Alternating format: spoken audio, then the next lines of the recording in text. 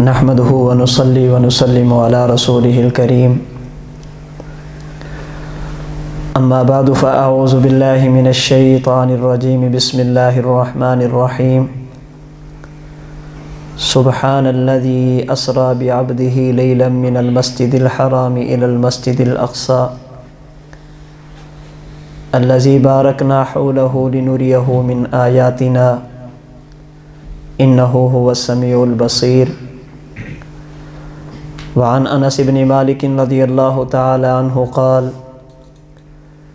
قال رسول اللہ صلی اللہ علیہ وسلم مررت على موسى ليلة أسري بي عند الكثيب الأحمر وهو قائم يصلي في قبره أو كما قال النبي صلى الله عليه وسلم اللهم صل على محمد وعلى آل محمد كما صليت على إبراهيم وعلى آل إبراهيم إنك حميد مجيد اللهم بارك على محمد وعلى آل محمد كما باركت على إبراهيم وعلى آل إبراهيم إنك حميد مجيد۔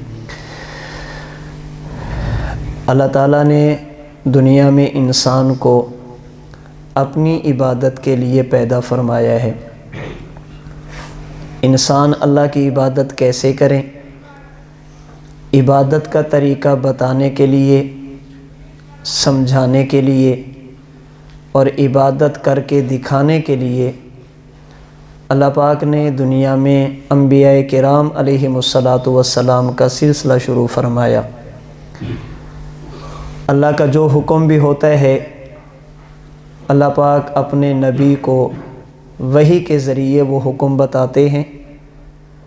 وقت کا نبی اپنی مبارک زبان سے بتا کر اور عملی طور پہ کر کے دکھا کر امت کو سمجھاتا ہے کہ اللہ کی عبادت یوں کرو۔ اللہ تعالیٰ نے حکم دیا نماز پڑھو، کیسے پڑھیں؟ اللہ وحی کے ذریعے نبی کو بتاتے ہیں اور اللہ کے نبی امت کو کر کے دکھاتے ہیں۔ اللہ نے حکم دیا حج کرو، کیسے کریں؟ اللہ وحی کے ذریعے اپنے نبی کو بتاتے ہیں اور نبی اپنے اقوال اور اعمال کے ذریعے امت کو حج کا طریقہ سکھاتے اور سمجھاتے ہیں۔ اللہ رب العزت کی طرف سے ایک قانون ہے، اللہ نے جب بھی کائنات میں کسی شخص کو نبی بنایا تو اس نبی کی سچائی اور صداقت کو ظاہر کرنے کے لیے نبی کو نبوت کی دلیل بھی دی ہے۔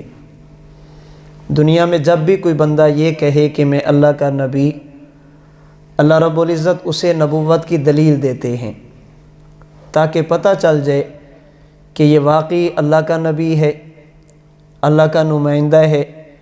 اس نے بات اپنی طرف سے نہیں کی بلکہ اللہ رب العزت کی مرضی، اللہ کے حکم اور اللہ کی چاہت کے مطابق فرمائی ہے۔ اللہ رب العزت جو اپنے نبی کو نبوت کی دلیل عطا فرماتے ہیں اسے شریعت کی اصطلاح میں معجزہ کہا جاتا ہے۔ معجزے کا مطلب کیا ہے؟ اللہ کے نبی کے ہاتھ پر کسی ایسی چیز کا ظاہر ہو جانا جو عام عادت سے ہٹ کر ہو، عادت کے خلاف ہو اور کام ایسا ہو کہ پوری انسانیت مل کر اس کا مقابلہ نہ کر سکے۔ اللہ اپنے نبی کے ہاتھ پر کوئی ایسی چیز ظاہر فرمائے جو عام عادت سے ہٹ کر ہو، عادتاً وہ کام ہوتا نہ ہو لیکن وہ کام نبی کے ہاتھ پر ظاہر ہو اور باقی انسان مل کر اس کا مقابلہ نہ کر سکیں، اسے نبی کی نبوت کی دلیل اور معجزہ کہا جاتا ہے۔ مثلا حضرت موسیٰ علیہ الصلاۃ والسلام نے اعلان فرمایا کہ میں اللہ کا نبی۔ دلیل کیا ہے؟ حضرت موسیٰ علیہ الصلاۃ والسلام نے اپنا عصا، اپنی لاٹھی کو زمین پہ پھینکا تو وہ سانپ بن گیا، اسے پکڑا تو وہ پہلے کی طرح لاٹھی بن گئی۔ حضرت موسیٰ علیہ الصلاۃ والسلام کے مقابلے میں آنے والے جادوگر ہزاروں کی تعداد میں ہو کر بھی حضرت موسیٰ کے اس معجزے کا مقابلہ نہیں کر سکے۔ اس کا معنی یہ ہے کہ حضرت موسیٰ علیہ السلام اللہ کے نبی ہیں اور اللہ نے آپ کو یہ نبوت کی دلیل عطا فرمائی ہے۔ موسیٰ علیہ السلام نے اپنا ہاتھ اپنے بغل اور گریبان میں داخل کیا، جب اسے باہر نکالا تو وہ آسمان کے سورج کی طرح روشن اور چمکدار تھا۔ پھر اسے بغل میں داخل کیا تو وہ پہلے کی طرح ہو گیا۔ یہ دلیل تھی کہ حضرت موسیٰ علیہ السلام اللہ کے نبی اور اللہ کے رسول ہیں۔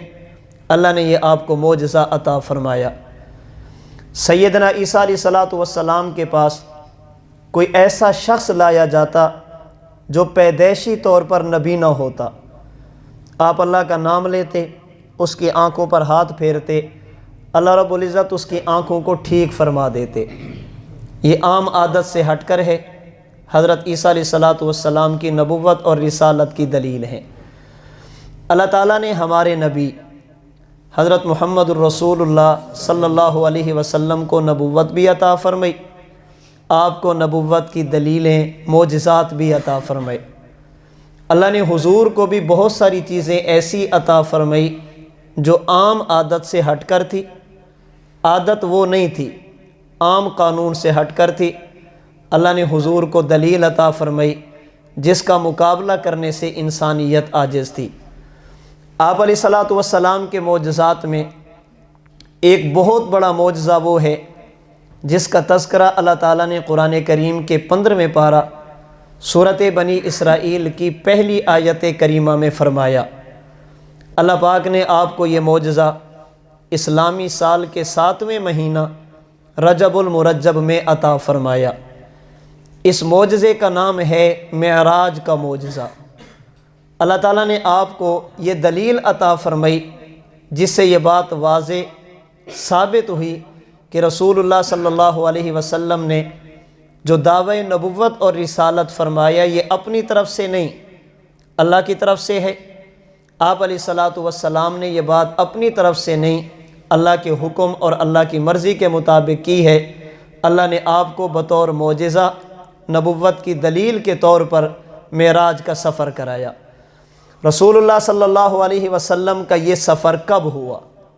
راجح اور مشہور قول کے مطابق ام المومنین سیدہ خدیجۃ الکبریٰ رضی اللہ تعالی عنہا کی وفات کے بعد حضور علیہ السلام جب طائف سے واپس تشریف لے آئے، طائف والوں کو سمجھانے کے لیے گئے، ان ظالموں نے پتھر مارے، حضور علیہ السلام کے سر مبارک سے خون نکلا، آپ علیہ السلام زخمی ہوئے، آپ علیہ السلام کو تکلیفیں دی گئی۔ حضور جب واپس تشریف لے آئے، نبوت کے 11ویں سال رجب المرجب کے مہینے میں حضرت خدیجۃ الکبریٰ کی وفات کے بعد اور طائف کے سفر سے واپسی کے فوراً بعد اللہ رب العزت نے رسول اللہ صلی اللہ علیہ وسلم کو معراج کا سفر کرایا۔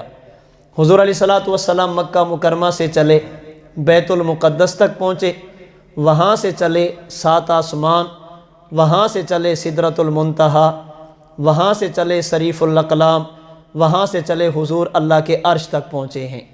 یہ آپ علیہ السلام کا سفر معراج ہے۔ آج کے درس میں معراج کے حوالے سے 2 باتیں میں نے آپ کی خدمت میں عرض کرنی ہیں۔ نمبر 1، حضور علیہ السلام کو اتنا لمبا سفر کیوں کرایا گیا؟ اس معراج کی حکمت کیا ہے؟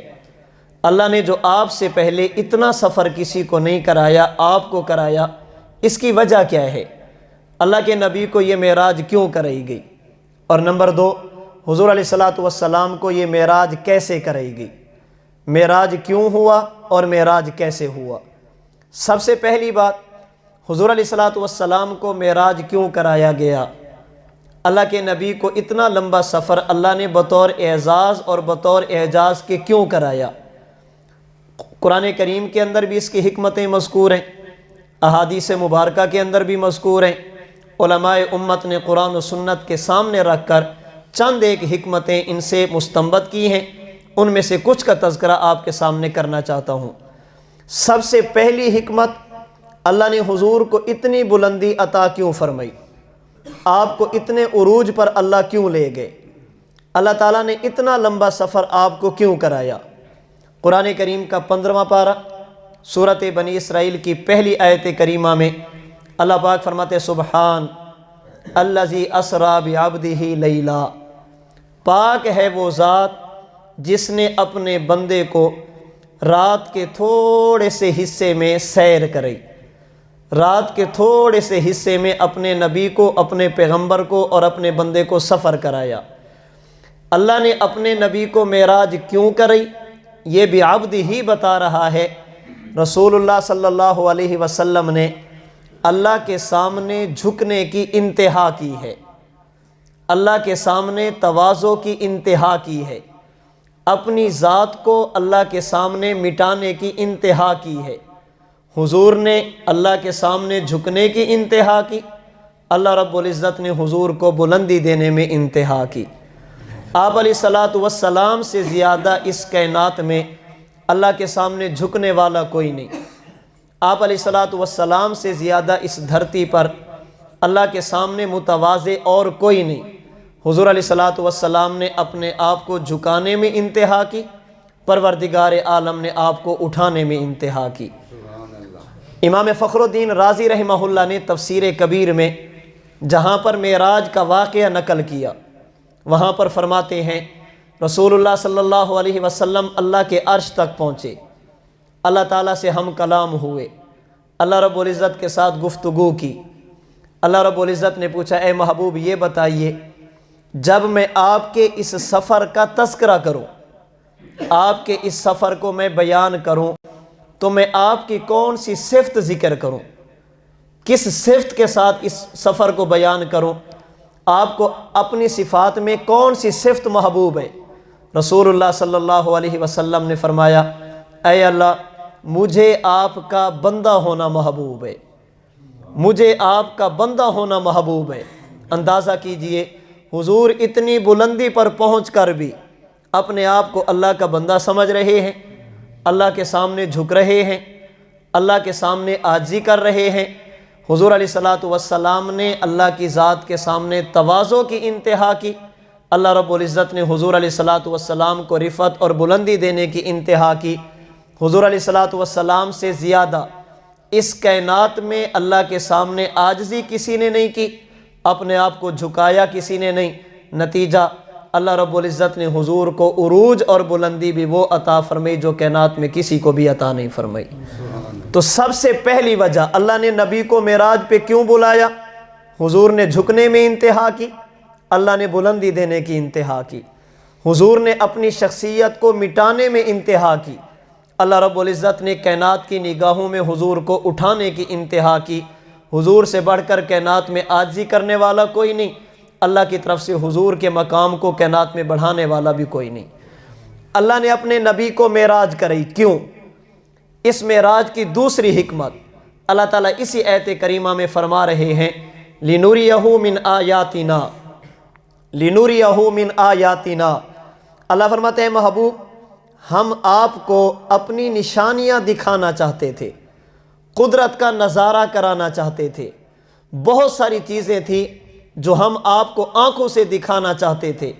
आसान लफ्ज़ों में कहूँगा, रसूलुल्लाह सल्लल्लाहु अलैहि वसल्लम से पहले जितने भी नबी गुज़रे, हर नबी ने बताया जन्नत मौजूद है, हर नबी ने बताया जहन्नम मौजूद है, हर नबी ने बताया 7 आसमान मौजूद हैं, हर नबी ने बताया अर्श मौजूद है, हर नबी ने बताया अल्लाह की ज़ात मौजूद है।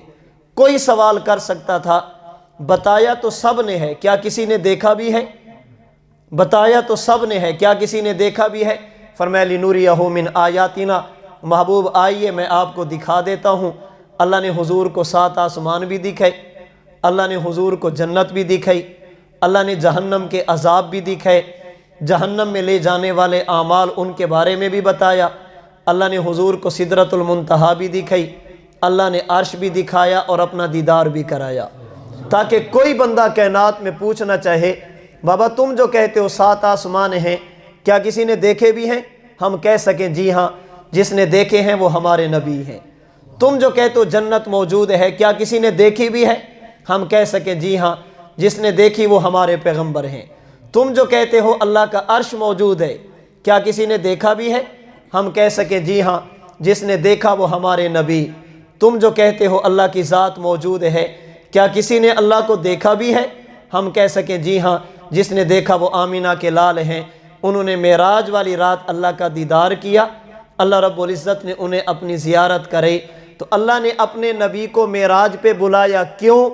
تاکہ وہ چیزیں جو حالت غیبوبت میں تھی، جن کے بارے میں بتایا تو سب نے، دیکھا نہیں تھا، لِنُرِيَهُ مِنْ آیاتنا، فرمایا ہم دکھانا چاہتے تھے، اللہ نے اپنے نبی کو یہ سیر کرائی تاکہ دنیا کو پتہ چلے کہ ان چیزوں کے بارے میں جو انبیاء نے بتایا وہ محض فرضی کہانی نہیں ہے، افسانہ نہیں ہے، ایک حقیقت ہے۔ اللہ نے حضور کو آسمان بھی دکھائی، آپ کو جنت بھی دکھائی، آپ کو عرش بھی دکھایا، اور آپ کو اپنی زیارت بھی کرائی ہے۔ اللہ نے اپنے نبی کو معراج کرائی، کیوں؟ معراج کرانے کی تیسری حکمت، قرآن کریم کا 15واں پارہ، اللہ فرماتے ہیں وَمَا جَعَلْنَا الرُّؤْيَا الَّتِي أَرَيْنَاكَ إِلَّا فِتْنَةً لِلنَّاسِ، فرمایا محبوب یہ سفر ہم نے آپ کو اس لیے کرایا تاکہ اپنے اور بیگانے میں فرق ہو جائے، کھرے اور کھوٹے میں فرق ہو جائے، مخلص اور منافق میں فرق ہو جائے۔ دنیا میں بہت سارے لوگ ہیں جو محبت کا دعویٰ کرتے ہیں، بہت سارے لوگ ہیں جو اللہ کے ساتھ محبت کا دعویٰ کرتے ہیں۔ ہم نے یہ آپ کو سیر کرائی، آپ کو یہ نظارے کرائے، کیوں؟ تاکہ ہم لوگوں کا امتحان لے سکیں، لوگوں کو آزما سکیں، دنیا کے سامنے یہ بتا سکیں اللہ کے نبی کی زبان پر اعتماد کرنے والا کون ہے اور اپنی عقل پر اعتماد کرنے والا کون ہے۔ کون ہے جو عقل کو چھوڑ کر اللہ کے نبی کی زبان پر اعتماد کرتا ہے، اور کون ہے جو اپنی عقل پر اعتماد کر کے اللہ کے نبی کے فرمان کو چھوڑ دیتا ہے۔ ہم نے لوگوں میں فرق کرنے کے لیے، لوگوں کو آزمانے کے لیے، مخلص اور غیر مخلص کو الگ کرنے کے لیے آپ کو یہ سفر کرایا۔ چنانچہ حضور تشریف لے گئے، جب آپ واپس آئے آپ نے آ کر بتایا کہ میں نے یہ سفر کیا، صحابہ کرام نے تصدیق کی، کامیاب ہو گئے، مشرکین نے تکذیب کی، ناکام ہو گئے۔ صحابہ کرام نے اپنی عقل پر نہیں، حضور کی زبان پر اعتماد کیا، اور مشرکین نے اپنی عقل پر اعتماد کر کے حضور کے فرمان کو چھوڑ دیا۔ تو اللہ رب العزت نے لوگوں کو آزمانے کے لیے، لوگوں کو آزمانے کے لیے اپنے نبی کو یہ سفر کرایا۔ اس لیے اللہ رب العزت نے حضور کے اس سفر کے لیے دن کا انتخاب نہیں کیا، اللہ نے رات کا انتخاب فرمایا، جب لوگ سو رہے تھے۔ کیوں؟ اس لیے کہ اگر حضور دن میں جاتے، ابو بکر صدیق دیکھتے کہ حضور جا رہے ہیں، اب اگر تصدیق کرتے تو ایمان ہوتا لیکن مزہ نہ آتا، اس لیے کہ دیکھ رہے ہیں، صحابہ کرام اپنی آنکھوں سے دیکھتے کہ آپ جا رہے ہیں۔ اس لیے اللہ پاک نے حضور کے اس سفر کے لیے رات کا انتخاب کیا۔ اگر دن کا انتخاب ہوتا، صحابہ کرام حضور کو جاتے ہوئے دیکھتے، اب اگر تصدیق کرتے تو مزہ نہ آتا۔ اللہ پاک نے رات کا انتخاب کیا، جب اپنے بھی سو رہے تھے، بیگانے بھی سو رہے تھے، ماننے والے بھی سو رہے تھے، نہ ماننے والے بھی سو رہے تھے۔ اللہ نے اپنے نبی کو معراج کے لیے رات پہ بلایا تاکہ اب حضور آ کر بتائیں، جو مانے وہ صرف صدیق نہیں بلکہ صدیق اکبر بن جائے، سب سے بڑا صدیق بن جائے، اور جو انکار کرے وہ صرف جہل نہیں ابو جہل بن جائے۔ تو اللہ نے اپنے نبی کے اس سفر کے لیے رات کا انتخاب کیا۔ حضرت ابو بکر صدیق رضی اللہ تعالی عنہ نے اس موقع پر اپنی عقل پر نہیں، نبی کے فرمان پر اعتماد کیا، اور مشرکین نے اللہ کے نبی کی زبان پر اعتماد نہیں بلکہ اپنی عقل پر اعتماد کیا۔ یہاں پر سیرت نگاروں نے لکھا ہے، حضور علیہ الصلوۃ والسلام واپس تشریف لے آئے، آپ نے فرمایا کہ ابو جہل اب تو مان لے، اللہ کا نبی ہوں اب تو مان لے۔ دلیل کیا ہے؟ میں رات کے تھوڑے سے حصے میں اتنا لمبا سفر کر کے آیا۔ ابو جہل نے کہا میں نہیں مانتا۔ کیوں نہیں مانتا؟ اس لیے کہ عقل اس بات کو تسلیم نہیں کرتی، سفر لمبا ہو، وقت زیادہ لگتا ہے، بھلا تھوڑے سے وقت میں اتنا لمبا سفر کوئی طے کر سکتا ہے؟ ابو جہل یہاں سے نکلا، لوگوں سے ملتا، لوگوں سے باتیں کرتا، لوگوں کو خراب کرتا، چلتے چلتے چلتے حضرت ابو بکر صدیق رضی اللہ تعالی عنہ سے ملاقات ہوگی۔ اس لیے کہ ابھی تک نماز فرض نہیں ہوئی تھی، نماز تو حضور معراج والی رات لے کر آئے۔ حضرت ابو بکر صدیق گھر سے نکلے، اللہ کے نبی کی خدمت میں جا رہے ہیں، ابو جہل سے آمنا سامنا ہوا، ملاقات ہو گئی۔ ابو جہل نے سوچا کہ آج موقع ہے ابو بکر صدیق کو پھسلانے کا، آج موقع ہے ان کو ایمان سے ہٹانے کا۔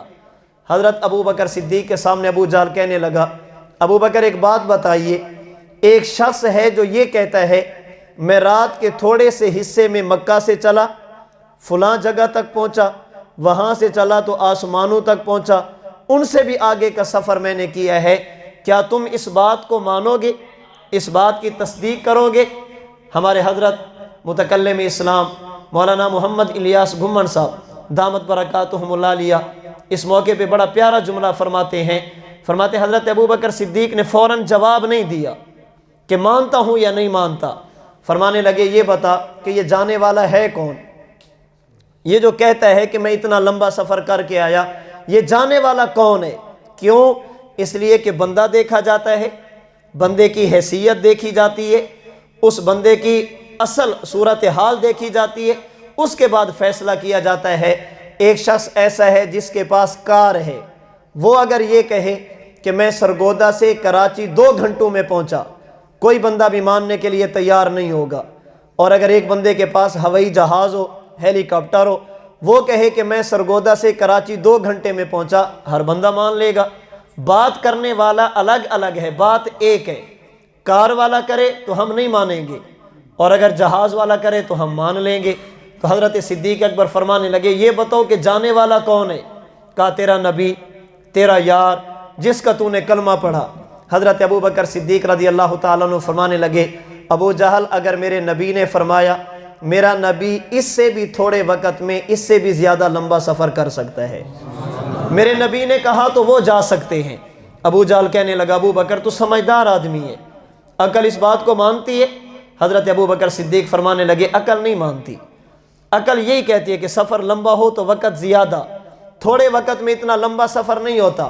ابو بکر جب عقل نہیں مانتی پھر تصدیق کیوں کرتے ہو؟ فرمانے لگے اس لیے کہ میں نے کلمہ حضور کا پڑھا ہے، میں نے کلمہ عقل کا نہیں پڑھا، میں نے نبی عقل کو تھوڑی مانا ہے، میں نے تو حضور کو نبی مانا۔ اللہ کے نبی کو نبی ماننے کا مطلب ہی یہ ہے۔ اب ہمیں سمجھ آئے گی یا نہیں آئے گی، حضور فرمائیں گے ہم مانیں گے، نظر آئے یا نہ آئے حضور فرمائے ہم مانیں گے۔ یہاں پر بعض لوگوں نے ایک جملہ لکھا اور بہت پیارا جملہ لکھا، بہت پیارا جملہ لکھا۔ حضرت ابو بکر صدیق رضی اللہ تعالی عنہ نے ابو جہل سے کہا ابو جہل اپنی قسمت پہ افسوس کر، اپنی قسمت پہ افسوس کر، کبھی بیٹھ کر سوچنا اس دھرتی پر تجھ سے بڑا بدبخت بھی کوئی ہوگا، کائنات میں تجھ سے بڑا بدبخت بھی کوئی ہوگا؟ ابو جہل نے کہا وہ کیسے؟ حضرت صدیق اکبر فرمانے لگے اللہ کے رسول صلی اللہ علیہ وسلم معراج پہ گئے، یہ بات تو نے حضور سے سنی ہے، اللہ کے نبی معراج پہ گئے، یہ بات تو نے حضور سے سنی ہے، میں نے ابھی تک حضور سے نہیں سنی، میں نے تجھ سے سنی ہے۔ اللہ کے نبی معراج پہ گئے، یہ بات تو نے حضور سے سنی ہے، میں نے ابھی تک حضور سے نہیں سنی، میں نے تجھ سے سنی ہے۔ کتنا بڑا بدبخت ہے، میں تجھ سے سن کر مان گیا ہوں، تو حضور سے سن کر بھی نہیں مانتا، میں تجھ سے سن کر مان گیا تو حضور سے سن کر بھی نہیں مانتا۔ اپنی قسمت پہ افسوس کرنا، کتنا بڑا بدبخت ہے تو اللہ نے اپنے نبی کو معراج کرائی۔ تیسری حکمت لوگوں میں فرق کرنے کے لیے، ابو جہل اور ابو بکر کی سوچ میں فرق کرنے کے لیے، فتنۃ للناس، کون ہے جو اپنی عقل پر اعتماد کر کے اللہ کے نبی کے فرمان کو چھوڑ دیتا ہے، اور کون ہے جو اللہ کے نبی کے فرمان پر اعتماد کر کے اپنی عقل کو قربان کر دیتا ہے۔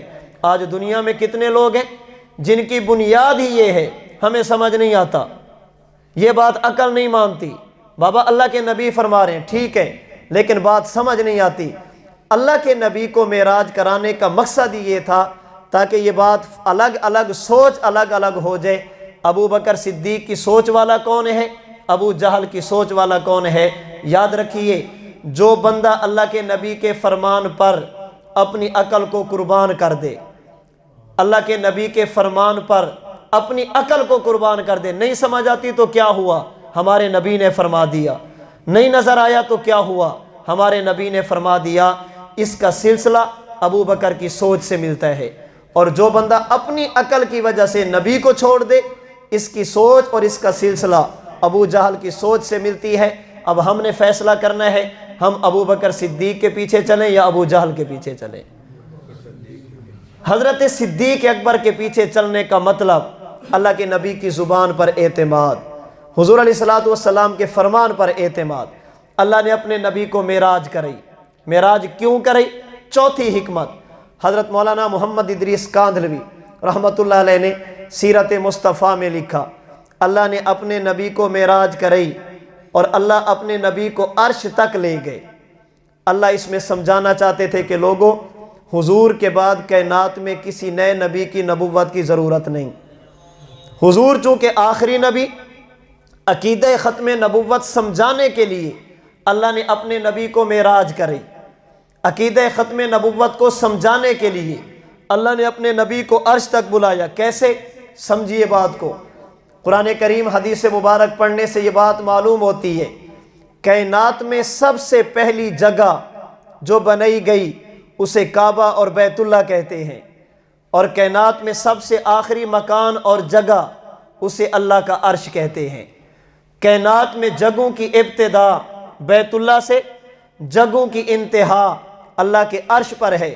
اللہ نے اپنے نبی کو کعبہ سے چلایا، عرش تک لے گئے۔ اللہ سمجھانا چاہتے تھے لوگوں، کائنات میں جتنے بھی کمالات ہیں، جتنی بھی خوبیاں ہیں، جتنی بھی اچھائیاں ہیں، وہ شروع بھی میرے محمد سے ہوتی ہیں، ختم بھی میرے محمد پر ہوتی ہیں۔ کائنات کی ہر خوبی حضور سے شروع ہوگی، حضور پر ختم ہوگی۔ ان خوبیوں میں ایک خوبی نبوت بھی ہے، ایک خوبی رسالت بھی ہے، ایک خوبی اللہ کی پیغمبری بھی ہے۔ اللہ نے جس طرح دیگر کمالات کو حضور سے شروع کر کے حضور پر ختم کیا، اللہ نے نبوت کی ابتدا بھی حضور سے کی، نبوت کی انتہا بھی حضور پر فرمائی۔ اس لیے آپ کو نبی اول بھی کہتے ہیں، نبی آخر بھی کہتے ہیں۔ نبی اول کا معنی یہ ہے، اللہ نے کائنات میں سب سے پہلے جسے نبوت دینے کا فیصلہ کیا وہ ہمارے نبی، اور کائنات میں جس کی نبوت کو سب سے آخر میں ظاہر فرمایا وہ ہمارے نبی۔ ہمارے نبی نبی اول ہیں وجود نبوت میں، ہمارے نبی نبی آخر ہیں ظہور نبوت میں۔ اللہ کے نبی سے نبوت کی ابتدا بھی ہے، حضور کی ذات پر نبوت کی انتہا بھی ہے۔ قاسم العلوم والخیرات حضرت مولانا محمد قاسم نانوتوی رحمۃ اللہ علیہ نے اسی بات کو سمجھانے کے لیے ایک مثال دی۔ فرماتے ہیں کہ آپ ایک کاغذ لیجئے اور کاغذ پر لکیر اور دائرہ بنانے کے لیے آپ ایک پرکار لیجئے۔ پرکار، اس پرکار کے دو کونے ہوتے ہیں، ایک کونے کو کاغذ کے درمیان میں رکھیے، دوسرے کونے کے ساتھ آپ لکیر بنائیے، دوسرے کونے کے ساتھ دائرہ بنائیے۔ حضرت نانوتوی رحمۃ اللہ علیہ فرماتے ہیں جب آپ نے پرکار کو کاغذ پہ رکھنا ہے، کاغذ پہ رکھتے ہی یہاں پر ایک نقطہ بن جائے گا، لیکن وہ نقطہ نظر نہیں آئے گا۔ نظر کب آئے گا؟ جب دائرہ مکمل ہوگا، اس پرکار کو ہٹائیں گے تو وہ نقطہ ظاہر ہوگا۔ اب کوئی بندہ یہ پوچھے کہ سب سے پہلے نقطہ بنے کون؟ آپ کہیں گے یہ درمیان والا۔ سب سے آخر میں ظاہر کون سا ہوا؟ آپ کہیں گے یہ درمیان والا۔ یہ بنتا سب سے پہلے ہے، ظاہر سب سے آخر میں ہوتا ہے۔ حضور علیہ الصلوۃ والسلام نبی اول، آپ وجود نبوت میں سب سے پہلے، حضور نبی آخر، آپ ظہور نبوت میں سب سے آخر۔ آپ کو نبوت کائنات میں سب سے پہلے عطا فرمائی گئی اور آپ کی نبوت کا ظہور کائنات میں سب سے آخر میں کیا گیا۔ اللہ نے عقیدہ ختم نبوت کو سمجھانے کے لیے حضور کو عرش پہ بلایا۔ اور آسان لفظوں میں کہنا چاہوں گا، اللہ نے ہر نبی کو معراج کرائی، اللہ نے ہر نبی کو معراج کرائی، لیکن ایسی جگہ پر لے جا کر اس کے اوپر جگہ باقی تھی۔ ہر نبی کو سیر کرائی، لیکن ایسی جگہ تک لے جا کر ان کے اوپر جگہ باقی تھی۔ حضرت آدم کو سیر کرائی اللہ نے جنت میں بٹھا کر، ان کے اوپر جگہ باقی تھی۔ حضرت نوح کو سیر کرائی جودی پہاڑ پر پہنچا کر، ان کے بعد جگہ باقی تھی۔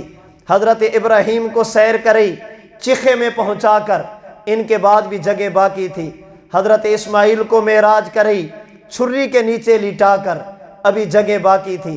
حضرت موسیٰ کو سیر کرائی کوہ طور پر بلا کر، ابھی جگہ باقی تھی۔ حضرت عیسیٰ کو سیر کرائی دوسرے آسمان پر بلا کر، ابھی جگہ باقی تھی۔ ہر نبی کو اللہ نے معراج اور سیر کرائی، لیکن ایسی جگہ تک لے جا کر ان کے اوپر جگہ باقی تھی۔ جب باری حضور کی آئی، اللہ نے حضور کو سیر کرائی، زمین بھی نیچے حضور کو سیر کرائی، 7 آسمان بھی نیچے حضور کو سیر کرائی، سدرۃ المنتہا بھی نیچے حضور کو سیر کرائی، صریف الاقلام بھی پیچھے حضور کو سیر کرائی، جنت بھی نیچے اللہ کے نبی نے سیر کی، اللہ نے سیر کرائی، آپ کو عرش تک لے گئے، تمام انبیاء کو معراج اور سیر کرائی، ایسی جگہوں پر لے جا کر جن کے اوپر جگہ باقی تھی اللہ نے اپنے نبی کو سیر کرائی اور وہاں تک لے گئے جہاں پر جگہ جا کے ختم ہو جاتی ہیں۔ ان کے بعد کائنات میں جگہ کوئی نہیں ہے، وہاں کے بعد لا مکان ہے۔ سوال یہ ہے، اللہ نے باقی انبیاء کو سیر کرائی، اوپر جگہ رکھی ہیں، حضور کو سیر کرائی، جگہ ختم کر دی، وجہ کیا ہے؟ مولانا کاندھلوی رحمۃ اللہ علیہ فرماتے ہیں چونکہ پہلے انبیاء کی نبوت کے بعد نبوت تھی، ان کے لیے فقط نبوت، حضور کی نبوت کے بعد نئی نبوت نہیں، آپ کے لیے ختم نبوت ہے۔ چونکہ ان کی نبوتوں کے بعد نبوت تھی، اللہ نے جگہ وہ رکھی جن کے اوپر جگہ باقی تھی۔ جب باری آمینہ کے لال کی گئی، اللہ نے حضور کو آخری مکان تک پہنچا کر دنیا کو بتا دیا، لوگو جس طرح عرش پر جگہوں کی انتہا میرے محمد پر نبوت کی انتہا، جیسے عرش کے بعد کائنات میں اور جگہ نہیں، میرے نبی کے بعد کائنات میں نیا نبی نہیں، اللہ نے جگہوں کو عرش پر ختم فرما دیا اور اللہ نے نبوت کو محمد مصطفیٰ پر ختم فرما دیا۔ اللہ نے اپنے نبی کو معراج کری عقیدہ ختم نبوت بتانے کے لیے۔ 5ویں حکمت، اللہ نے اپنے نبی کو معراج کرائی، کیوں کرائی؟ اللہ بتانا چاہتے تھے، اے میرے محبوب، جو لوگ آپ کے ساتھ جڑے ہیں، جنہوں نے ایمان کی حالت میں آپ کی مجلس میں بیٹھ کر دین سیکھا، جو صحابہ ہیں، میں نے ان کے لیے جنت کا فیصلہ فرما دیا ہے۔ صحابہ کا جنتی ہونا یہ سمجھانے کے لیے اللہ نے اپنے نبی کو معراج کرائی۔ اللہ نے قرآن میں تو کہہ دیا کُلًّا وعد اللہ الحسنى، اے محبوب جو آپ کے پاس آ گیا، صحابی بن گیا، میرا وعدہ یہ جنتی، اولئک حزب اللہ الا ان حزب اللہ هم المفلحون، یہ کامیاب، رضی اللہ عنہم ورضوا عنہ، یہ اللہ سے راضی، اللہ ان سے راضی۔ اللہ نے یہ بتا تو دیا، اللہ نے دکھانے کے لیے اپنے نبی کو معراج کرائی تاکہ دنیا کو پتہ چلے نبی کے صحابہ جنتی۔ حضور تشریف لے گئے، بخاری مسلم ترمذی کی روایات کے مطابق حضور فرماتے میں جنت کے قریب گیا، مجھے محسوس ہوا کہ جنت میں کوئی چل رہا ہے، جنت میں کوئی چل رہا ہے۔ میں نے پوچھا یہ جنت میں مجھ سے پہلے کون ہے؟ بتایا گیا یا رسول اللہ کوئی بھی نہیں۔ میں نے کہا یہ قدموں کی آواز کیسی، یہ چلنے کی آواز کیسے؟ مجھے بتایا گیا یہ چلنے والا اس وقت جنت میں نہیں چل رہا، مکہ میں چل رہا ہے۔ میں نے پوچھا ہے کون؟ بتایا گیا آپ کا غلام بلال حبشی ہے، جو چلتا تو مکہ کی گلیوں میں ہے، اللہ نے قدموں کی آہٹ کو جنت میں پہنچا دیا۔ فرماتے میں نے ایک مکان دیکھا، جنت کا محل دیکھا، اس جنت کے محل کی بناوٹ اور سجاوٹ دیکھی، اس جنت کے محل کی خوبصورتی کو دیکھا۔ فرماتے اس خوبصورتی کو دیکھنے کے بعد میرے دل میں خیال آیا کہ یہ مکان میرا ہوگا، اللہ یہ محل مجھے دیں گے۔ میں نے پوچھا یہ کس کا؟ کہا گیا ایک عرب کا، ایک فرد ہے جس کا تعلق عرب سے ہے۔ میں نے کہا میں بھی تو عرب سے ہوں۔ مجھے بتایا کہ اس کا تعلق قریش سے ہے۔ میں نے کہا میں بھی قریشی ہوں۔ پھر مجھے بتایا گیا حضور یہ محل آپ کا نہیں، آپ کے غلام خادم عمر بن خطاب کا ہے۔ حضور علیہ الصلوۃ والسلام فرماتے ہیں میرا دل کرتا تھا میں اندر جاؤں، دل کرتا تھا اندر جا کر دیکھوں، لیکن گیا نہیں۔ حضرت عمر موجود ہیں، حضور نے بتایا یا رسول اللہ گئے کیوں نہیں؟ فرمانے لگے عمر مجھے آپ کی غیرت یاد آ گئی۔ فبکا عمر، حضرت عمر کی چیخ نکل گئی، رو پڑے، یا رسول اللہ میں آپ کے بارے میں غیرت کرتا۔ اللہ نے قرآن میں بتایا صحابہ جنتی، کوئی کہہ سکتا تھا کہ ہم نہیں مانتے؟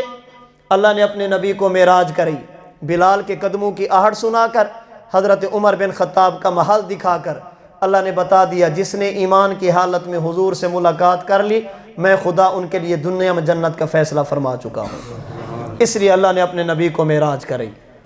پہلی بات میں سمجھا رہا تھا اللہ نے حضور سے پہلے कायनात में किसी बंदे को इतना उरूज नहीं दिया, किसी नबी को इतनी बुलंदी नहीं दी। अल्लाह ने अपने नबी को बुलंदी दी। क्यों? पहली वजह, हुजूर ने तवाज़ो की इंतहा की, अल्लाह ने उरूज देने की इंतहा की। दूसरी वजह, अल्लाह बताना चाहते थे वो चीज़ें जिनके बारे में बताया तो सब ने है, देखा किसी ने नहीं, अल्लाह ने अपने नबी को दिखा दी ताकि पता चले आसमान भी हैं, पता चले जन्नत भी है, पता चले अर्श भी है, पता चले अल्लाह की ज़ात भी है। अल्लाह ने अपने नबी को मेराज करी। तीसरी हिकमत, अल्लाह रब्बुल इज़्ज़त अपनों और बिगानों को अलग अलग करना चाहते थे, खरे और खोटे में इम्तियाज करना चाहते थे। अल्लाह बताना चाहते थे कि कौन है जो अपनी अकल पर एतमाद करके नबी के फरमान को छोड़ता है और कौन है जो नबी के फरमान पर एतमाद करके अपनी अकल को छोड़ता है। चौथी वजह, अल्लाह रब्बुल इज़्ज़त ने अकीदे ख़त्म नबुव्वत समझाने के लिए अपने नबी को मेराज पर बुलाया, अर्श तक बुलाकर बता दिया जैसे अर्श पर जगह ख़त्म, मेरे मोहम्मद पर नबुव्वत ख़त्म। पांचवी हिकमत, अल्लाह रब्बुल इज़्ज़त सहाबा के जन्नती होने के बारे में बताना चाहते थे। अल्लाह ने अपने नबी को जन्नत तक बुलाकर फिर जन्नत के महल्लात दिखाकर बता दिया मेरे नबी के तमाम सहाबा वो हैं जिनके लिए अल्लाह ने दुनिया में जन्नत का फ़ैसला फरमा दिया। अल्लाह ने अपने नबी को मेराज कैसे करी? मुख्तसर बात करता हूँ, अल्लाह ने अपने नबी को मेराज कैसे करी? हुज़ूर अलैहिस्सलातु वस्सलाम मक्का मुकरमा में सैयदना जिब्राईल आते हैं, आपकी खिदमत में एक सवारी ले जिसे बुराक कहा जाता है, जन्नती सवारी। हुजूर को उस सवारी पर बिठाया गया। ये सवारी कैसी थी? रिवायात के मुताबिक जिस जगह पर इसकी आंख पड़ती थी उसी जगह पर इसका कदम होता था। जहां पर आंख है वहीं पर कदम है। अल्लाह के नबी सवार हुए, ये सवारी चली, एक जगह पे जाके रुकी। हज़रत जिब्रील ने फरमाया या रसूल अल्लाह उतरिए, 2 रकात नमाज अदा कीजिए। आपने 2 रकात नमाज पढ़ी। हुजूर ये जगह वो है जिसे मदियन, जिसे यसरब कहा जाता है, बाद में इसे मदीनतुर रसूल का नाम दिया गया। आप हिजरत फरमाकर इसी जगह पे आएंगे। आप सवार हुए, दूसरी जगह पे रुकी। जगह कौन सी? इसे तूरे सीना कहते हैं, जहाँ पर हज़रत मूसा ने अल्लाह से हम कलामी का शर्फ हासिल किया। आपने 2 रकात पढ़ी, फिर सवार हुए, यहाँ उतरिए, 2 रकात नमाज पढ़िए। जगह कौन सी? इसे मदियन कहते हैं, हज़रत शुएब अलैहिस्सलाम की बस्ती। आपने 2 रकात पढ़ी, फिर सवार हुए, यहाँ उतरिए, 2 रकात पढ़िए। जगह कौन सी? बैतुल्लहम, हज़रत ईसा यहाँ पर पैदा हुए थे। आपने 2 रकात पढ़ी, फिर सवार हुए, आपकी सवारी जाकर रुकी। हज़रत जिब्रील ने बुराक को बांधा, आज़ान कही गई, इकामत कही गई। आप अलैहिस्सलातु वस्सलाम के बाजू को पकड़कर मुसल्ले इमामत पे खड़ा किया गया। हज़रत आदम से लेकर हज़रत ईसा तक अंबिया को आपका मुक्तदी बनाया गया। ये 5 स्टॉप हैं ये आपके ज़मीनी सफ़र के। मक्का मुकरमा से लेकर बैतुल मुक़द्दस तक आप मदीना रुके, 2 रकात नमाज पढ़ी। तूरे सीना रुके, 2 रकात नमाज पढ़ी। मदियन रुके, 2 रकात नमाज पढ़ी। बैतुल्लहम रुके, 2 रकात नमाज पढ़ी। मस्जिद अक्सा रुके, 2 रकात नमाज पढ़ी। 4 जगहों पर आपने 2 रकात अकेले पढ़ी है और मस्जिद अक्सा में आपने 2 रकात जमात के साथ पढ़ी है। हुज़ूर अलैहिस्सलातु वस्सलाम ने इन 5 जगहों पर 2-2 रकात नमाज अदा फरमाई। और इसी सफ़र के दौरान हुज़ूर अलैहिस्सलातु वस्सलाम ने बहुत सारी चीज़ें देखी। मिसाल के तौर पर आपने फरमाया मेरा गुज़र हुआ, मैंने देखा कुछ लोग हैं जिनके ये नाखून तांबे के हैं, लोहे के हैं। ये नाखून यूं नहीं जैसे हमारे। फरमाते मैंने देखा उनके नाखून तांबे और लोहे के, उन नाखूनों के साथ अपने जिस्म को नोचते हैं, गोश्त निकालते हैं, खून निकालते हैं, फिर उसको खाते हैं। मैंने पूछा ये कौन है, इनको ये सज़ा क्यों दी जा रही है? मुझे बताया गया ये वो लोग हैं जो दूसरों के गिले और शिकवे करते हैं, गीबत करते हैं, इन्हें ये सज़ा दी जाएगी। फरमाते मैं आगे चला, मैंने देखा कुछ लोग हैं जिनकी होंठों और ज़ुबानों को कैंची के साथ काटा जा रहा है, कैंची के साथ काटा जा रहा है। मैंने पूछा ये कौन है, क्यों सज़ा दी जा रही है? मुझे बताया गया ये वो लोग हैं जिनके पास शरीयत का इल्म तो है लेकिन उस इल्म पर अमल नहीं करते, इनको ये सज़ा दी जा रही है। फरमाते मैं आगे चला, मैंने देखा कुछ लोग हैं जिनके सामने जिन के सामने पत्थर रखे हैं और वो पत्थरों को खा रहे हैं। मैंने पूछा जिब्रील ये कौन? मुझे बताया गया ये वो लोग हैं जो सूद खाते हैं, हलाल की बजाय हराम की तरफ जाते हैं। फरमाते मैंने एक और कौम को देखा जिनके सामने पाकीज़ा, खुशबूदार, पाक, हलाल, अच्छा गोश्त रखा है, दूसरी तरफ जला हुआ, सड़ा हुआ, बदबूदार, गंदा गोश्त पड़ा है। वो अच्छे गोश्त को छोड़कर गंदे गोश्त की तरफ जाते हैं। मैंने पूछा ये कौन है? बताया गया ये वो लोग हैं जो हलाल की बीवी को छोड़कर जिना का इर्तिकाब करते हैं, इन्हें ये सज़ा दी जाएगी। फरमाते मैंने एक बंदे को देखा जिसके सामने लकड़ियों की गठड़ी पड़ी है, उठाना चाहता है उठा नहीं सकता, और लकड़ियां जमा करता है और जमा करता है, पहली उठा नहीं सकता और इकट्ठी कर रहा है। मैंने पूछा ये कौन? बताया गया ये वो लोग हैं जो लोगों के हुकूक अदा नहीं करते, मजीद हुकूक ज़य करते हैं। पहले अदा नहीं किए, एक और का हक तलफ कर लिया, उसे अदा नहीं किया, मजीद हुकूक का बोझ अपने ऊपर लाते हैं। फरमाते मैं मजीद आगे चला, मैंने देखा कुछ लोग हैं जो ज़मीन के अंदर बीज डालते हैं, फ़ौरन खेत तैयार, उसे काटते हैं, अगले खेत फ़ौरन तैयार, उसे काटते हैं, उनका रिज़्क ख़त्म ही नहीं होता, उनका माल ख़त्म ही नहीं होता। मैंने पूछा ये कौन? बताया गया अल्लाह के रास्ते में जिहाद करने वाले, राह खुदा में माल को खर्च करने वाले, अल्लाह के रास्ते में माल को लौटाने वाले, ये वो लोग हैं जो खर्च करते जाते हैं, अल्लाह माल को बढ़ाते जाते हैं, ये देते जाते हैं, अल्लाह पाक मज़ीद इनके रिज़्क में बरक़ात अता फरमाते जाते हैं। इसी दौरान मुस्लिम शरीफ की रिवायत, फरमाते मैं गुज़रा, मुझे बताया गया या रसूल अल्लाह ये हज़रत मूसा की कब्र, हज़रत मूसा अलैहिस्सलातु वस्सलाम की कब्र।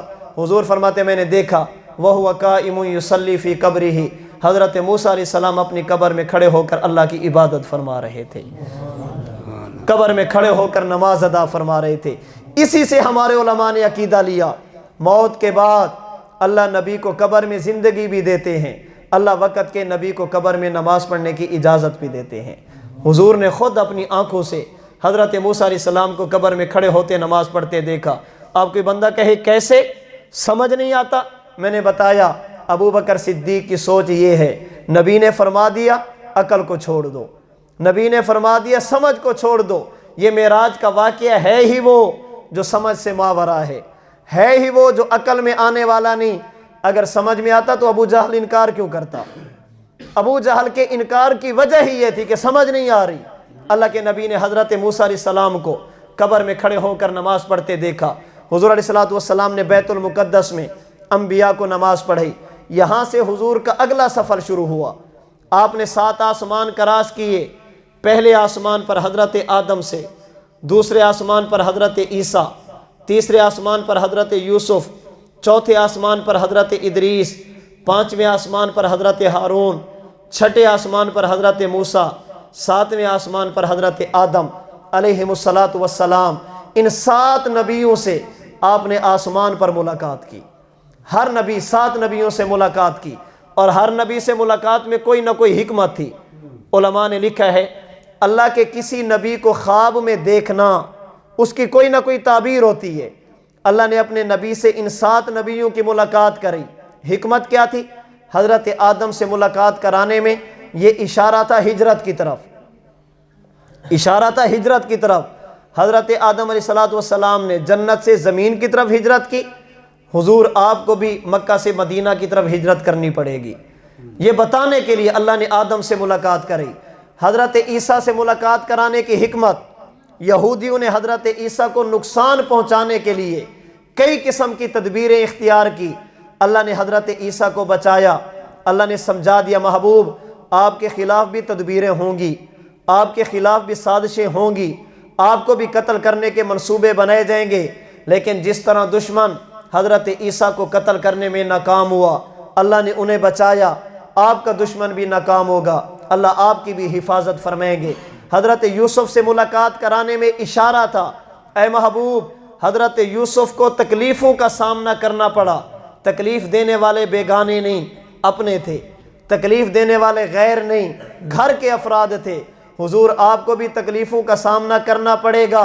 देने वाले गैर नहीं कबीले के लोग होंगे, सताने वाले और नहीं बिरादरी के लोग होंगे। हज़रत यूसुफ़ को कुछ साल के लिए कुएं में रहना पड़ा। آپ کو بھی کچھ سال کے لیے مدینہ میں گھر چھوڑ کر رہنا پڑے گا۔ ایک وقت آیا حضرت یوسف نے اللہ کی ذات پر اعتماد کیا، اللہ نے انہیں فاتح بنایا، مصر کا حکمران بنایا۔ آپ بھی اللہ سے تعلق مضبوط رکھنا، اللہ آپ کو بھی مکہ کا فاتح بنائیں گے۔ اور اس میں اشارہ تھا محبوب، جیسے حضرت یوسف نے صبر کے ساتھ ساتھ عفو، درگزر، بردباری اور حلم کا مظاہرہ کیا، آپ نے بھی اسی طرح کا مظاہرہ کرنا ہے۔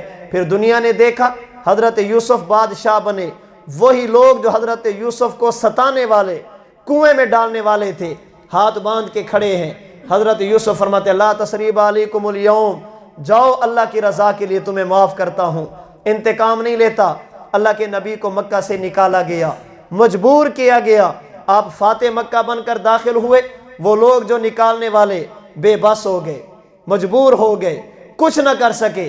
جو جملہ حضرت یوسف نے فرمایا وہی جملہ حضور کی زبان پر، لا تثریب علیکم اليوم، مکہ والو جاؤ، میں محمد اللہ کی رضا کے لیے تمہیں معاف کرتا ہوں۔ حضرت یوسف سے ملاقات کرانے میں اشارہ تھا، حضور اوپر گئے، حضرت ادریس سے ملاقات۔ حکمت کیا تھی؟ حضرت ادریس اللہ کے وہ نبی جنہوں نے لکھنا پڑھنا کائنات میں شروع کیا، یہ خط و کتابت کے موجد حضرت ادریس ہیں۔ ان سے پہلے چیزیں لکھی نہیں جاتی تھی، سب سے پہلے لکھنے والے یہ ہیں۔ اللہ کے نبی سے ملاقات کرانے میں اشارہ تھا، اللہ پاک آپ سے خط و کتابت کا کام لیں گے، آپ نے بادشاہوں کے نام خطوط لکھنے ہیں۔ جب خطوط لکھنے ہیں تو اس نبی سے ملاقات کرائی جو سب سے پہلے لکھنے کا موجد تھا۔ حضور اوپر گئے، حضرت ہارون سے ملاقات، اس میں اشارہ تھا حضرت ہارون کی قوم نے شرک کیا، نتیجہ قتل کیے گئے، آپ کی قوم بھی شرک کرے گی، نتیجہ بدر کے میدان میں یہ بھی مارے جائیں گے۔ حضرت موسیٰ سے ملاقات کی، اس میں اشارہ تھا ملک شام کی فتح کی طرف، اللہ ملک شام کو فتح فرمائیں گے۔ حضرت ابراہیم سے ملاقات کی، اس میں اشارہ تھا حجۃ الوداع کی طرف۔ یاد رکھنا حضرت ابراہیم کو خواب میں دیکھنا، اس کی تعبیر جو بندہ حضرت ابراہیم کو دیکھے گا اللہ اسے اپنے گھر کی حاضری نصیب فرمائیں گے، بیت اللہ کا حج اور عمرہ نصیب فرمائیں گے۔ حضرت ابراہیم سے ملاقات کرانے میں اشارہ تھا محبوب ابھی تو آپ کو مکہ چھوڑنا پڑے گا، لیکن ایک وقت آئے گا یہی کعبہ ہوگا، یہی بیت اللہ ہوگا، لبیک اللہم لبیک کی صدائیں آپ کی زبان پر ہوں گی، اللہ آپ کو حج بیت اللہ کی سعادت نصیب فرمائیں گے۔ حضور 7ویں آسمان سے اوپر چلے، انبیاء سے ملاقات کر کے حضور اس سے اوپر چلے، ایک جگہ پہنچے جسے سدرۃ المنتہا کہتے ہیں۔ سدرۃ المنتہا کا معنی نیچے والے اوپر نہیں جا سکتے، اوپر والے نیچے نہیں آ سکتے، نیچے والے بھی یہاں رک جاتے ہیں، اوپر والے بھی رک جاتے ہیں۔ یہاں پر جا کر حضرت جبریل نے فرمایا حضور میری بس ہوگی، اس سے آگے میں نہیں جا سکتا، اگر میں جاؤں گا تو میرے پروں کو جلا کر راکھ کر دیا جائے گا۔ اب آپ جانے، آپ کا خدا جانے۔ آپ نے سدرۃ المنتہا کو کراس کیا، سدرہ سے اوپر گئے۔ نشر الطیب میں حکیم الامت حضرت تھانوی نے بڑی عجیب بات نقل کی، فرماتے ہیں حضور جب سدرۃ المنتہا سے اوپر گئے آپ کو تنہائی محسوس ہونے لگی، اکیلا پن محسوس ہونے لگا، وحشت محسوس ہونے لگی، اس لیے کہ سفر عجیب قسم کا ہے، جبریل بھی ساتھ نہیں ہے، فطری طور پر آپ کو اکیلا پن محسوس ہونے لگا۔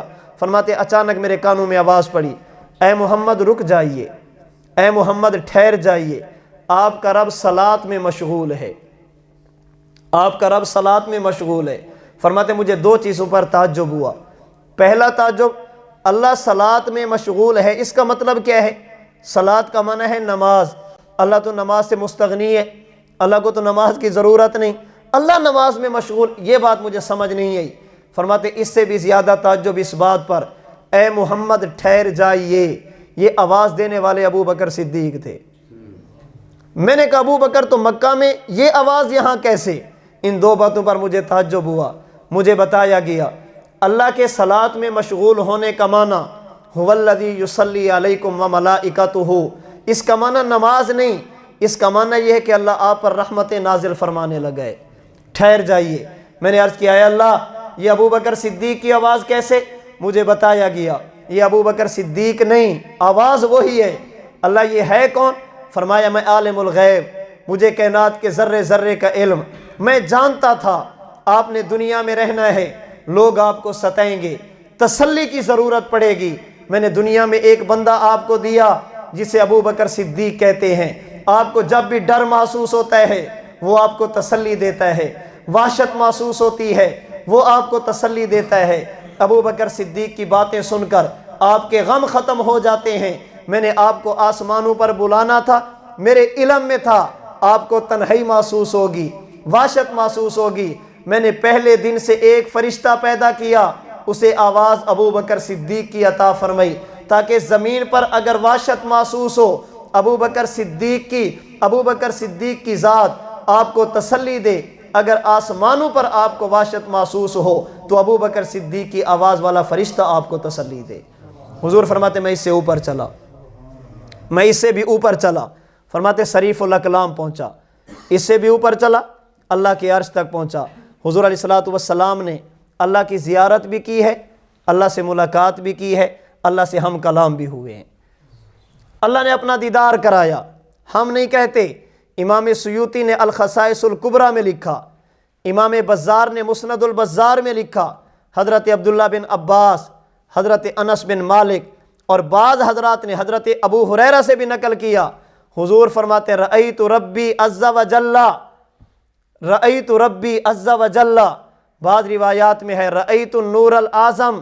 حضور فرماتے ہیں لوگو میں نے اپنے رب کا دیدار کیا، میں نے اپنے رب کو دیکھا، اللہ نے مجھے اپنی زیارت کا شرف عطا فرمایا۔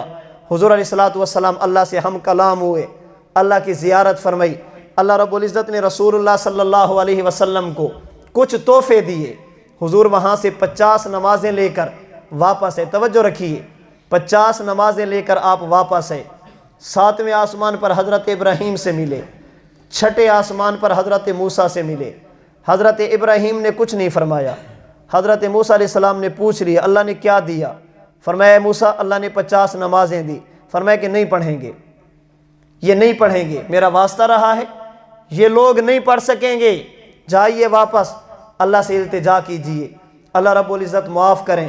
حضور گئے، اللہ نے 5 چھوڑی، واپس ہے، پھر مشورہ، پھر گئے، حضور نے 9 چکر لگے، 9 چکر لگے، اللہ پاک نے 45 معاف کر دی، 5 بچ گئی۔ حضرت موسیٰ علیہ السلام نے فرمایا کہ پھر جائیے، فرمایا کہ موسیٰ اب نہیں، اب جاتے ہوئے شرم آتی ہے، اللہ کی بارگاہ میں اب کیسے جوں، 5 ہی تو بچی ہیں۔ حضور علیہ السلام وہاں سے واپس ہے۔ جو بات میں عرض کرنے لگا ہوں، حضور جب واپس آئے، پہلے ملاقات حضرت ابراہیم سے، اس کے بعد ملاقات حضرت موسیٰ سے۔ حضرت ابراہیم نے مشورہ نہیں دیا کہ واپس جائیے، حضرت موسیٰ نے مشورہ دیا کہ واپس جائیے۔ کیوں؟ علماء نے کئی وجہ لکھی ہیں، صرف ایک وجہ، حضرت موسیٰ علیہ السلام نے دنیا میں کہا تھا ربی ارنی انظر الیکا، باری تعالیٰ اپنا دیدار تو کرائیے۔ اللہ نے فرمایا لن ترانی، موسیٰ تو نہیں دیکھ سکتا، اے میرا کلیم تو نہیں دیکھ سکتا۔ حضرت موسیٰ علیہ السلام کے ذہن میں یا کسی کے ذہن میں آ سکتا تھا حضرت موسیٰ نہیں دیکھ سکتے تو کوئی بھی نہیں دیکھ سکتا؟ اللہ نے فرمایا کہ نہیں، ایک ہے جو مجھے دیکھ سکتا ہے، ایک ہے جو مجھے دیکھ سکتا ہے۔ اللہ نے حضرت موسیٰ کے ذریعے حضور کو واپس بھیجا۔ حضور پہلی مرتبہ گئے تو اللہ کو دیکھا، 9 مرتبہ نمازوں کے لیے گئے تو پھر دیکھا۔ اللہ بتانا چاہتے تھے اے میرا کلیم تو مجھے ایک بار بھی نہیں دیکھ سکتا، میرا محمد مجھے بار بار دیکھ سکتا ہے۔ اس لیے اللہ نے اپنے نبی کو بار بار بلایا، بار بار تشریف لے گئے۔ حضور علیہ السلام نے معراج والی رات 10 مرتبہ اللہ کی زیارت کی ہے، اللہ سے ملاقات کی۔ اللہ رب العزت نے حضور کو واپس بھیجا۔ 3 بڑے تحفے اللہ نے معراج کے موقع پر نبی کو عرش پر دیے۔ پہلا، فرمایا محبوب میرا آپ سے وعدہ رہا، آپ کا جو امتی شرک نہیں کرے گا میں خدا اسے جہنم میں نہیں ڈالوں گا، توحید پر عمل کرے گا، توحید والی زندگی گزارے گا، جنت دوں گا۔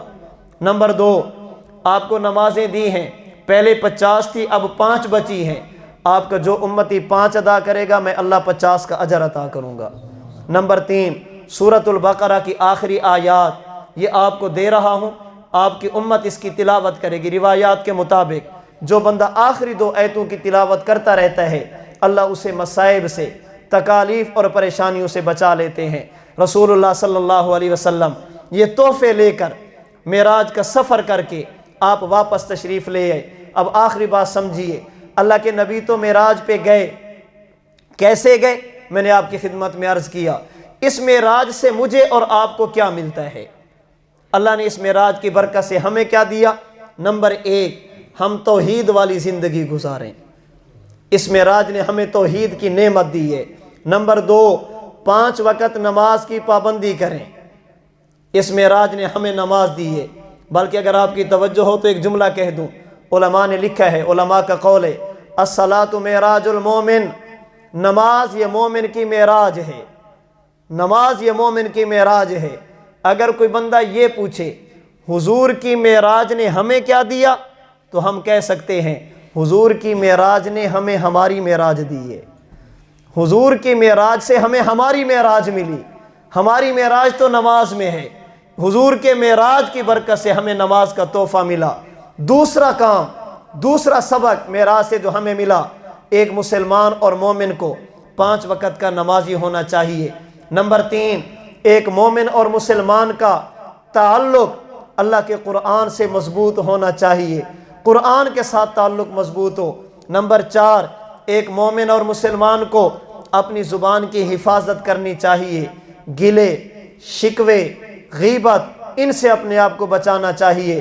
نمبر 5، ایک مومن اور مسلمان کو اپنے علم پر عمل کرنا چاہیے، جتنا اللہ علم دے اس پر عمل کرے۔ نمبر 6، ایک مومن اور مسلمان کو حلال کا اہتمام کرنا چاہیے، سود، چوری، ڈکیتی، دوسروں کا مال ناجائز طریقے سے لینا، ان سے بچنا چاہیے۔ نمبر 7، حقوق العباد کو ضائع نہیں کرنا چاہیے، حقوق العباد کی ادائیگی کی فکر کرنی چاہیے۔ نمبر 8، اللہ رب العزت نے جن عبادات کا حکم دیا، زکوٰۃ، نماز، ان کی ادائیگی کی فکر کرنی چاہیے۔ نمبر 9، اپنی عقل پر اعتماد نہیں، لسان نبوت پر اعتماد کرنا چاہیے، اپنی نظر پر نہیں، اللہ کے نبی کے فرمان پر اعتماد کرنا چاہیے۔ نمبر 10، ایک مومن کو چاہیے اپنی عزت کی حفاظت کرے، شرمگاہ کی حفاظت کرے، زنا سے بچے، ایسے کاموں سے بچے جو اللہ کی ناراضگی والے ہیں۔ رحمت دو عالم صلی اللہ علیہ وسلم نے فرمایا، من یضمن لی ما بین لحییہ وما بین فخذیہ اضمن لہ الجنہ۔ میرے امتیو، 2 چیزوں کی گارنٹی تم دے دو، جنت کی گارنٹی میں محمد دیتا ہوں۔ 2 چیزوں کی ضمانت تم دے دو، جنت کی ضمانت میں دیتا ہوں۔ نمبر 1، اپنی زبان کی حفاظت کرنا، زبان کو غلط استعمال نہ کرنا۔ نمبر 2، اپنی عزت کی حفاظت کرنا، شرمگاہ کی حفاظت کرنا۔ فرمایا مجھ سے وعدہ کرو، جو بندہ اپنی زبان کی حفاظت کرے گا، جو بندہ اپنی عزت اور شرمگاہ کی حفاظت کرے گا، ان 2 چیزوں کی گارنٹی دے دو، اضمن لہ الجنہ، جنت کی گارنٹی میں محمد تمہیں عطا فرماتا ہوں۔